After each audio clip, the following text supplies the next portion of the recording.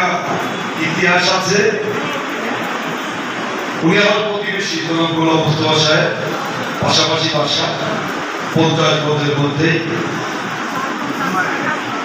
আমার বাবাকে উৎসাহিত করেছিলেন আমি যেন অ্যাডভোকেট হই। ম্যাট্রিকের পরে কিন্তু আমি 5 থেকে রাজনীতি করতে পারি। আমি কোনোভাবে রাজি হইতেছিলাম না, কিন্তু আমার বাবা উকিল বানাবে প্রথম আমাকে উৎসাহ দিত। এমনিভাবে আমি 2 বার পরীক্ষা দিলাম, পরীক্ষা দিয়ে 2য় পরীক্ষা দিয়ে আমি ওকালতি পাস করলাম এবং ওকালত মানে উনার দুনিয়া হিসাবে। কিন্তু একজন অ্যাডভোকেটের যে মর্যাদা, যে সুনাম, সমাজের তার অবস্থান, আমি মনে করি একজন রাজনীতিবিদ হিসাবে এবং পাশাপাশি একজন অ্যাডভোকেট হিসাবে রাজনীতিতে আমার উপরে ওঠার সিঁড়িটা আরো মুশকিল হয়েছে, আরো ভালো হয়েছে।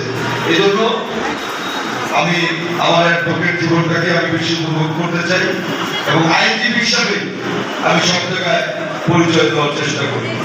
এবং আমি মনে এই কিছুদিনের মধ্যে আমি প্রায় 5-6 বার জেলে যেতে হয়েছে, কিন্তু অ্যাডভোকেট হিসাবে আমার সহকর্মীরা তারা যেভাবে দলমত নির্বিশেষে আমার জামিনের জন্য কাজ করেছে, আমি সেজন্য আপনাদেরকে ধন্যবাদ জানাই। এবং অ্যাডভোকেট হিসাবে জেলখানা বলেন বা আইন বলেন, সব জায়গায় আমার যে একটা সুনাম বা আমি যে একটা সম্মান পেয়েছি, এটা আমার জন্য অত্যন্ত গর্বের। সেজন্য আমি একজন অ্যাডভোকেট হিসাবে জীবনের শেষ পর্যন্ত মৃত্যুবরণ করতে চাই।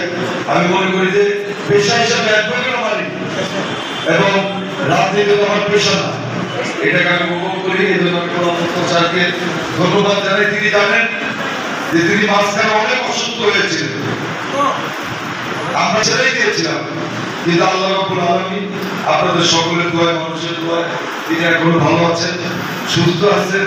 আমি মনে করি যে তিনি আল্লাহ তাকে আরো নেখায় দান করুন এবং তার মাধ্যমে আরো জুনিয়র সৃষ্টি হোক এবং যিনি 40 বছর যাবত তিনি আইন করে মানুষের সেবা করছেন, সেটা আরো অনেক দিন করবেন এই প্রত্যাশা। উনি সত্যিকার একজন আইনজীবী, আইন ধ্যান জ্ঞান সবকিছু তার মধ্যে। এবং আমি দেখেছি, যতদিন দেখেছি আমি কোর্টে এসেছি, তাকে আমি দেখেছি যে একটা আইনজীবী হিসেবে যতগুলো গুণাবলী থাকা দরকার তার মধ্যে ছিল এবং বর্তমানেও আছে। তিনি আইনজীবী হিসাবে নিজের দলীয় পরিচয় আইনজীবী হিসাবে তিনি নিজেকে পরিচয় দিতে ভালোবাসেন এবং তিনি একটা নিরপেক্ষতা সবসময় বজায় রাখার জন্য চেষ্টা করেন, যেটা তার চরিত্রের একটা বড় গুণাবলী। দেখ, আমি বক্তব্য দীর্ঘায়িত করবো না, অনেকের ক্ষুধা লেগেছে। আমি মনে করি আমি হয়তো বেশি বলেছি, আমার পরে যারা বক্তৃতা দেবেন, অনেকে বক্তৃতা দেবেন, সকলকে ধন্যবাদ।